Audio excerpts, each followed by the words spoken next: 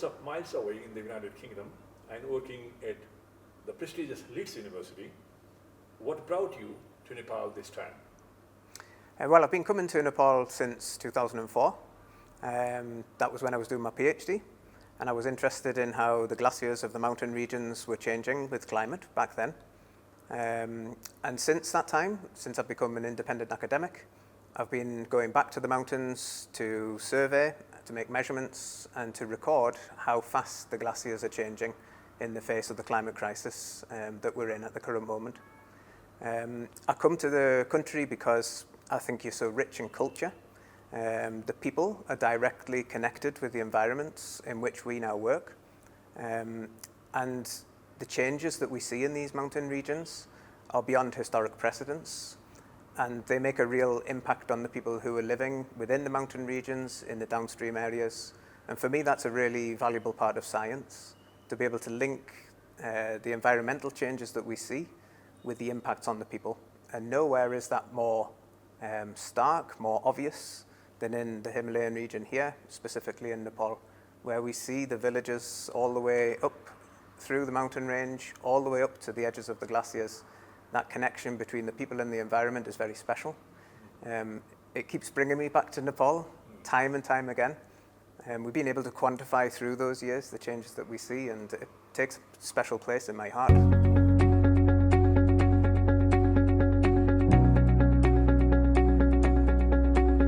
When we speak now here in Kathmandu, is the overall health of Mount Everest okay? What does the science and evidence says? Should we be really worried about the overall health of Mount Everest, or is it a crisis? From the science side, it's clear, it's a crisis. The health of the mountain is not good. The health of the range is really deteriorating through time. We are, as you say, we're in the middle of a crisis, and we can see that in the measurements that we make each year on these glaciers. We can make those measurements from satellite images, which show us that the glaciers which descend from Mount Everest, also the broader region, they're reducing in surface elevation year after year after year by several meters or more in places. So we can see that the ice is being lost now at a rate which is accelerating through time. And the impacts of that you can see then on the surface of the glaciers. There's so much more meltwater around. It used to be total ice. It used to be very much an ice mass. Now on the surface it's a mixture of ponds and even in places some lakes with ice often underneath. Still areas of ice exposed at the surface, but very much more surface water bodies that are around. So we see the formation of ponds, we see the formation of lakes, we see the mountain slopes which are becoming more unstable, because you can imagine that in years gone by these environments were totally frozen throughout the year. Gradually, as we warm these environments up, that ice which used to keep the slopes frozen and solid, that ice is now melting. Those slopes are now becoming unstable because there's little bits of water here or there, so we can expect more landslides, more avalanches, and the same applies not just with the rock slopes but also with the ice which is coming through those environments. It's becoming warmer, it's becoming more unstable. So I think in summary really we can say that we're in the middle of this crisis at the moment. The health of the mountains is deteriorating, and really this is the time that we need to take some action.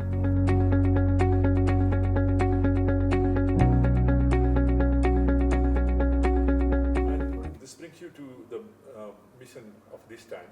What exactly is the objective of your mission, and what can we expect as the mission is completed? So previously, we've worked on Khumbu Glacier to discover the ice temperatures. We expected that the ice would be very cold because it's descending from the highest place on Earth. When we actually drilled into the ice around Everest Base Camp and below, we put temperature sensors right down to depths of about 190 meters, something of that sort of order. And the coldest ice we could find was minus 3.3 degrees. Deep inside? Deep inside the glacier, yeah. So for us, that was surprisingly warm. We would expect that ice to be much colder than that, given the environment in which we find it. So it was a wake-up call to us. We thought, gosh, this ice is really, it's out of equilibrium with the climate. That means It's much warmer than the climate suggests that it should be. So this current trip now is trying to discover the reasons for that. And we think that one of the major reasons, could be that at higher elevations, so higher than Everest Base Camp and into the Western Cwm, we find that the sun is actually so strong that even though the air temperature might be -5, -10, -15, we still find there's meltwater on the surface of the ice. And that meltwater is relatively warm. So when it goes into the snow and ice that's on the surface, it refreezes into the snow and ice and it releases heat. And we think that heat is already warming the ice at the point of formation before it then flows down to the lower elevations. So that's what we're really trying to discover on this trip. It's a hypothesis at the moment. We're going to test that hypothesis to really evaluate how important this process is. And ultimately, you asked, can we expect to really come out of this mission? It's that we have a better understanding of how we can model or simulate how these glaciers are going to evolve into the future. If we can tie this process down now, we can say how important it is, it means we can make much better predictions into the future years, so 2050, 2075, 2100. We have a much better idea of how long the ice is likely to survive.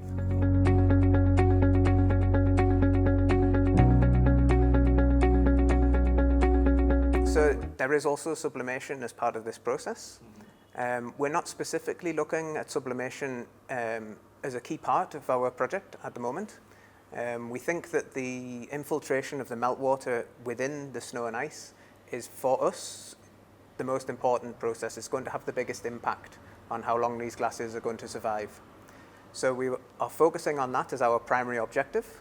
We will also be collecting enough data so that we can also say how much the sublimation process and evaporation also plays a role in the overall warming of these ice masses in the Everest region.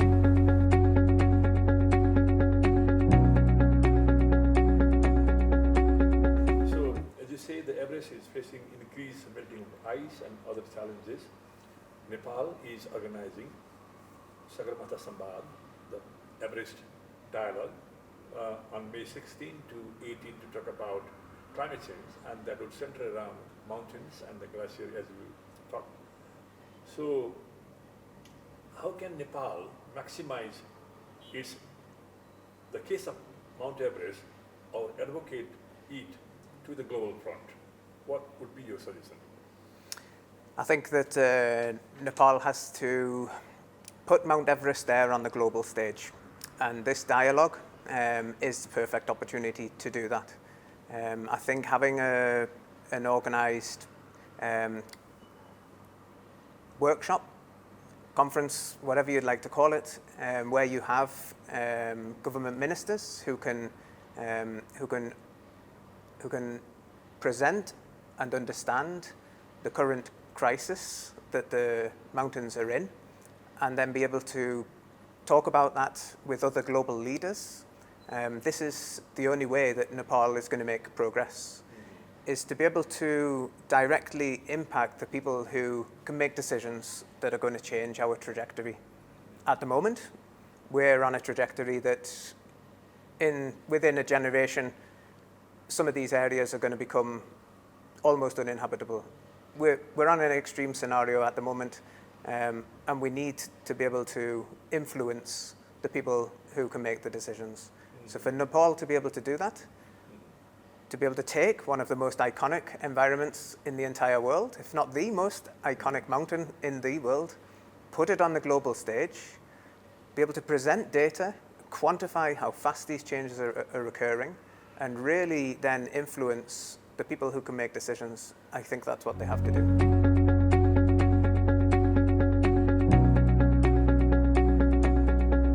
When you say Everest is a global heritage and assets, how can the old community work to save Mount Everest and glaciers? I mean, the world community has to come together on this. The big nations, the G20 countries, they have to move away from using fossil fuels as a primary source of energy production. We have to move towards using renewable energy as the primary generator of power. And we have to do that now. We should have been doing it previously. That's the only way that we're going to tackle this climate crisis. Alongside that, then, I think we'll have to have some provision for compensating for adjusting the losses that countries like Nepal are facing from the carbon emissions that have happened elsewhere. The people who are affected by these sorts of problems are very much the least people who've contributed to the cause in the first place. I mean, within your mountains here in Nepal, the mountain people produce very little pollution themselves, yet they are the ones who are so connected to the environment. Those small changes, those big changes that we see day on day, they impact those people. There's a gross injustice in that. So this is the time really where G20 countries have to take this issue seriously today. It should have happened years ago. We're already committed to losing a huge amount of ice within the Himalayan region. Even if we change today, the glaciers of the Himalayan region will lose 20-30% of their mass by the end of the century. That's even if we can wind back the clock and reduce our carbon emissions. We're already committed to that loss. So to get to a point where we can make positive changes, we have to move away from those fossil fuels immediately, invest in the renewables, and work with the people who are being affected with this to be able to make sure that they can adapt and adjust to the changes that they'll see.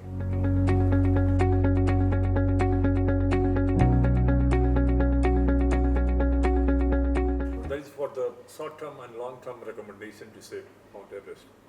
That includes. It does indeed, yeah. The short term is working with people to adapt. They're seeing the changes now. They're seeing much more variability in the seasons, so very much less predictability. There was a time, I would imagine, where the mountain people could rely on the rains coming so they could sow their crops, so they could grow a reliable crop. Those seasons are changing, they're adjusting, becoming much more unpredictable. Maybe one year is very heavy, the next year is really light in terms of precipitation.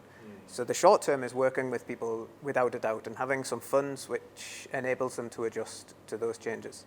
The only way that we can address this long term is at the root cause of the problem, which is reducing carbon emissions across the globe.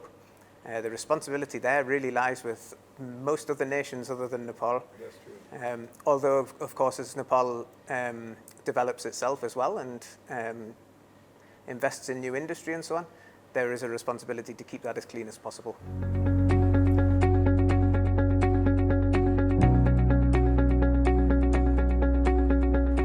In the context of, as you mentioned, the global warming and the carbon emission, and also the black carbon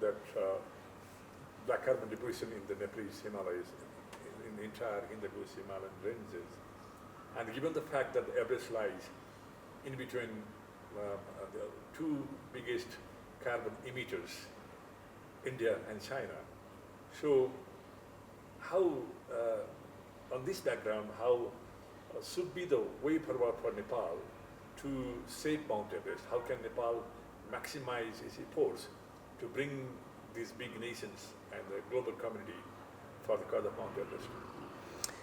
I think Nepal, for a start, it has to really advocate for change itself on the global scale, and arranging things like the Everest Dialogue is one excellent way of doing that.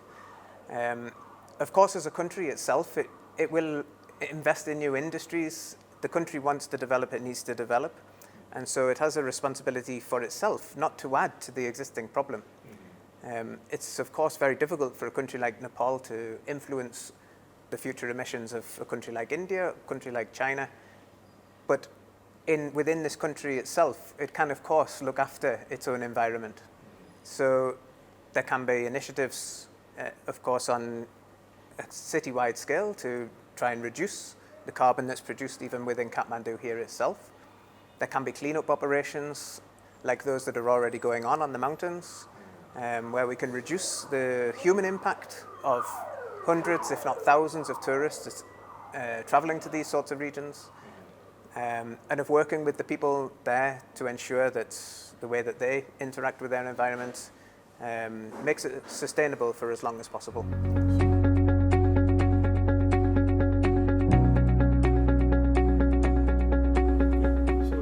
What I'm referring to is that how Nepal, being a small country in between two the climate diplomacy, in a diplomatic way, how this concern is not only belonging to Nepal, so how Nepal can best put its efforts to bring larger nations to come to, say, Mount Everest. What should Nepal try to do?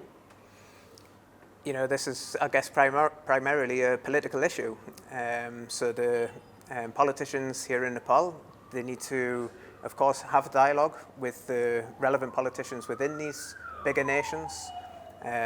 Maybe even bring some of those politicians to Nepal, take them to the mountain environments, show them. It's very clear. You know, we can see year on year on year what the changes in the mountains are these days. The changes are that rapid. So if we can really influence the decision makers within China, within India, other big emitting countries, then that's the way that we're going to make changes in the long term. I think it is generally, that is a political issue, of course. People can make adjustments themselves. People can make changes for themselves. They can reduce their own impact on the environment. It may play a role that you consider not to be so important compared to a big country like India or China, but I have great hope that actually that the next generation already realizes the challenges that we're facing. They're already making these adjustments. But ultimately, the long-term way of solving this problem is to make an influence on the big emitters. That's a political challenge, and I think that requires strong leadership within Nepal to make those influences in the neighboring countries.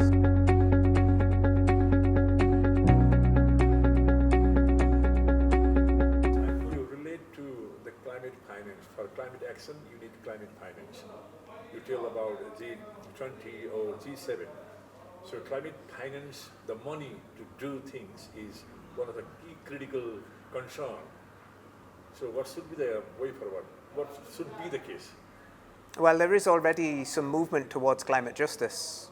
So we do already see some of the big emitters within the courts, and there is legal action in an attempt to make the big emitters, some of the big industrial organizations, to make them pay for the damage that they've already done to the environment. So this is one way forward. Another way forward is, of course, for the big nations to agree that actually there should be some compensation, that this is in a just society, in a just world, that those who are creating the problems in the first place should be responsible for making the adjustments and for financing the changes that we need to make with the challenges that we face today. So I do think there is definitely room there for a climate fund. I think that should come from the big emitters, from the G7 or the G20 countries, so that countries like Nepal can make those adjustments that are needed from the problems that have been created elsewhere.